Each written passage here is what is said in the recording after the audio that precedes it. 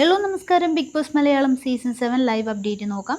ഇന്ന് രാവിലെ കിച്ചൺ ടീമിൽ വലിയൊരു വഴക്ക് നടന്നു. അവസാനം ടീമിനെ മാറ്റുന്ന തരത്തിലേക്ക് വരെ കാര്യങ്ങൾ എത്തിയിരുന്നു. അതായത് അനുമോള് ലക്ഷ്മിയൊക്കെയാണ് ഇന്ന് കിച്ചൺ ടീമിൽ ഉണ്ടായിരുന്നത്. ലക്ഷ്മിയാണ് കിച്ചൺ ക്യാപ്റ്റനായിട്ടുണ്ടായിരുന്നത്.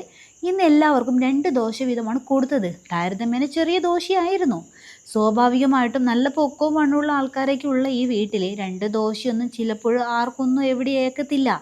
ചിലപ്പോൾ ഫുഡ് ഇല്ലാത്ത സമയത്താണെങ്കിൽ എല്ലാവരും ഫുഡ് അഡ്ജസ്റ്റ് ചെയ്ത് കഴിക്കുമായിരിക്കും. എന്നാൽ ഇവിടെ ഫുഡും ഉണ്ട്. അതായത് ഈ ദോശ ചൂടാനുള്ള മാവൊക്കെ ഇഷ്ടം പോലെ അവിടെ ഉണ്ട്. വേണമെങ്കിൽ 3 ദോശയൊക്കെ വെച്ച് കൊടുക്കാം. ചോദിക്കുന്നവർക്ക് വേണമെങ്കിൽ 3 ദോശ വെച്ച് കൊടുക്കുകയൊക്കെ ചെയ്യാം. ഈ ബിഗ് ബോസ് വീട്ടിലുള്ള 20 പേരും ഒരേപോലെയാണ് കഴിക്കുന്നതെന്ന് പറയാൻ പറ്റത്തില്ലല്ലോ. ഒരാൾ ചിലപ്പോൾ 2 കഴിക്കുന്നിടത്ത് മറ്റു ചിലർ ചിലപ്പോൾ 3-4 കഴിക്കേണ്ടി വരുമായിരിക്കും. അതുകൊണ്ട് നമുക്ക് ഫുഡിൻ്റെ കാര്യത്തിൽ ഒരിക്കലും കണക്ക് വെക്കാൻ പറ്റത്തില്ല. ഇവിടെ കിച്ചൺ ടീം ക്യാപ്റ്റനായ ലക്ഷ്മി ആണെങ്കിലും എല്ലാവർക്കും 2 ദോശ വീതം കൊടുത്താൽ മതി എന്ന് പറയുന്നത് അനുമോളാണ് കേട്ടോ. ഒരുപാട് കൊടുത്ത് ശീലിപ്പിക്കണ്ട എന്നുകൂടി നമ്മുടെ അനുമോൾ പറയുന്നുണ്ട്. എന്നിട്ട് ഫുഡ് ചോദിക്കുന്ന സമയത്ത് എന്നൊക്കെ പറഞ്ഞിട്ട് ഒരു ഡിസ്റെസ്പെക്റ്റ് നമ്മുടെ അനുവിൻ്റെ ക്യാരക്ടർ ഉണ്ടല്ലോ. എന്തൊക്കെ പറഞ്ഞാൽ ഈ ഫുഡ് കൊടുക്കുന്ന സമയത്ത് നമ്മുടെ അനുവിൻ്റെ ബിഹേവിയർ എന്ന് പറയുന്നത് വളരെ വളരെ മോശമാണ്. ഒരു വൃത്തികെട്ടൊരു സ്വഭാവമാണ് അതേട്ടാ. ഫുഡാണ്, അത് ആരുടെയും വീട്ടിൽ നിന്ന് കൊണ്ടുവന്നിട്ട് കൊടുക്കുന്നതല്ല. എല്ലാവർക്കും കഴിക്കാനായിട്ട് ബിഗ് ബോസ് കൊടുക്കുന്ന ഫുഡാണത്. അനുമോള് മാത്രമല്ല, അവിടെയുള്ള എല്ലാവരും ബിഗ് ബോസിന് വേണ്ടി പണിയെടുക്കുന്നുണ്ട്, കണ്ടൻറ് ഉണ്ടാക്കുന്നുണ്ട്, ടാസ്ക് കളിക്കുന്നുണ്ട്, ഒക്കെ ചെയ്യുന്നുണ്ട്. അപ്പോൾ അവിടെയുള്ളവർ ഫുഡ് ചോദിച്ചാൽ തീർച്ചയായിട്ടും കൊടുക്കണം. ഇഷ്ടം പോലെ ഉണ്ടല്ലോ, അതെല്ലാം ആവശ്യത്തിൽ കൂടുതൽ ഉണ്ടാക്കി കഴിക്കാനുള്ളത് തന്നെയാണ്.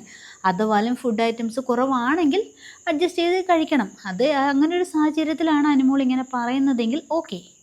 ഇവിടെ ഈ ഒരു പ്രശ്നം ഇവിടെ നടന്നപ്പോൾ ക്യാപ്റ്റൻ നെവിൻ, അതായത് നമ്മുടെ ഈ അതിൻ്റെ ക്യാപ്റ്റനായ നെവിൻ എന്താ വെച്ചാൽ കിച്ചൺ ടീമിൽ നിന്ന് അനുമോളെ മാറ്റാനായിട്ട് തീരുമാനിച്ചു. അപ്പോൾ അഭിലാഷ് ഒരു പോയിന്റ് പറഞ്ഞു, പ്രശ്നം ഉണ്ടാകുമെന്ന് കരുതി തന്നെയല്ലേ നീ ഇവരെ പിടിച്ച് കിച്ചൺ ടീമിനകത്ത് ഇട്ടത്. അതുകൊണ്ട് അനുമോളെ മാത്രം മാറ്റിയാൽ പറ്റത്തില്ല. മാറ്റുവാണെങ്കിൽ ടീമിനെ മുഴുവനായിട്ട് അങ്ങ് മാറ്റണം. എന്നിട്ട് നമ്മുടെ നെവിൻ എന്ത് ചെയ്തെന്ന് വെച്ചാൽ ഈ ബാത്റൂം ഡ്യൂട്ടിയുള്ള ടീമിനുണ്ടല്ലോ, അവർ കിച്ചണിനകത്തേക്കും കിച്ചൺ ഡ്യൂട്ടിയുള്ളവർ ബാത്റൂം ക്ലീനിങ്ങിൻ്റെ ആ ഒരു ഡ്യൂട്ടിക്കും വേണ്ടിയിട്ട് നെവിൻ ഏർപ്പാടാക്കുന്നുണ്ട്.